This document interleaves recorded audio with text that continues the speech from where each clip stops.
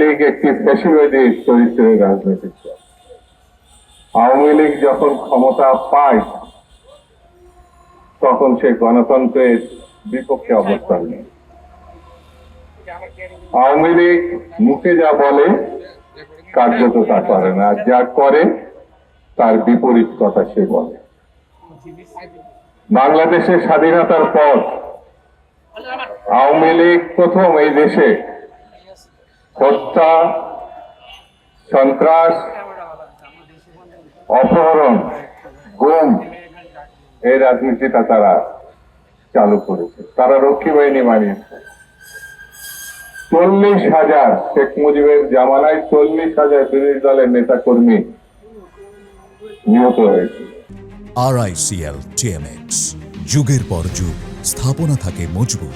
শেখ মুজিব এই দেশের দুর্ভিক্ষের সৃষ্টির মধ্য দিয়ে লক্ষ লক্ষ মানুষকে হত্যা করেছে।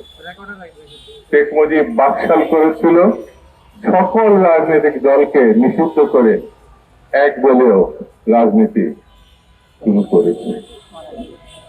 সেই দলের ধারাবাহিকতা শেখ হাসিনা।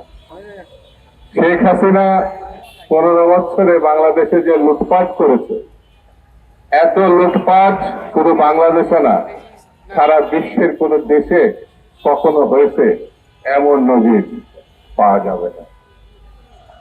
শেখ হাসিনা গণহত্যা করে বিরোধী মত পথকে নিশ্চিহ্ন করতেছে, যেমন তার পিতা এই কাজটি করেছে। শেখ হাসিনা গুম, অপহরণ মাত্রা অতিরিক্ত করেছিল। আমাদের ইলিয়াস আলী আজ পর্যন্ত ফিরে আসে। আমাদের কমিশনার চৌধুরী আলম আজ পর্যন্ত ফিরে আসে।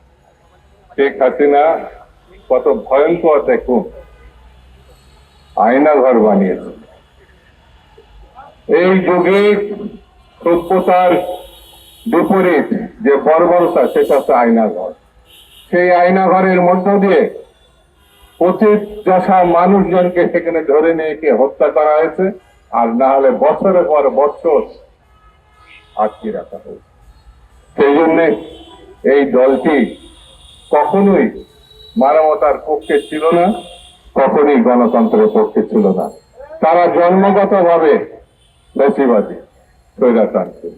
সর্বশেষ নিউ ইয়র্কের যে ঘটনা তারা সৃষ্টি করেছে, তার মধ্যে যে এটা প্রমাণ করেছে, একটি বছর পার হলেও তাদের কোনো অনুশোচনা লক্ষ্য করা যাচ্ছে।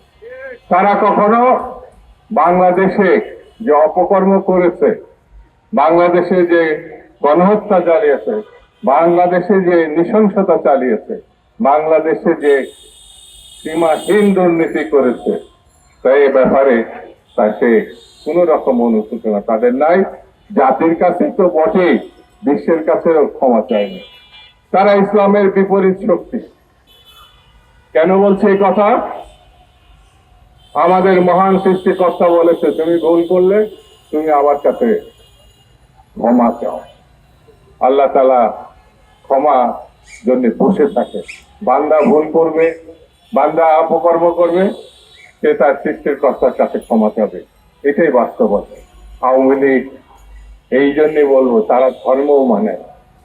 যদি তারা মানত, তারা যে অপকর্ম করেছে, যে দুর্নীতি করেছে, যে নৃশংসতা চালিয়েছে, গণহত্যা চালিয়েছে, সে দেশবাসীর কাছে এবং তার সৃষ্টিকর্তার কাছে ক্ষমা চাচ্ছে। সেই ক্ষমা সে চায়। সেই জন্য এই শক্তির বিরুদ্ধে আমাদেরকে সজাগ থাকতে হবে। এই শক্তির বিরুদ্ধে আমাদের ঐক্যবদ্ধ থাকতে হবে। পৃথিবীতে যত বড় শক্তি তাদের সমর্থন দিক না কেন, যত বড় শক্তি তাদের কোলে নিয়ে বসে থাকুক না কেন, বাংলাদেশের মানুষ এই শক্তিকে কখনো ক্ষমা করবে না, কখনো উঠে দাঁড়াতে দিবে না। এটাই হচ্ছে বাস্তবতা, এটাই হচ্ছে বর্তমান অবস্থা। সেই জন্য আসুন আমরা এই অপশক্তিকে রোধ করে, প্রতিরোধ করে বাংলাদেশে গণতন্ত্র প্রতিষ্ঠার পথকে সুগম করি। আমরা মনে করি বাংলাদেশকে অবশ্যই গণতন্ত্রের পথে এগিয়ে যেতে হবে, এবং এই সরকারকে আমি আহ্বান জানাবো দায়িত্বশীলতার পরিচয় দেওয়ার জন্য। কোন অবস্থায় যেন ফেব্রুয়ারি মাস পার হয়ে না যায়। নির্বাচন অতি অবশ্যই ফেব্রুয়ারি মাসের মধ্যে হতে হবে।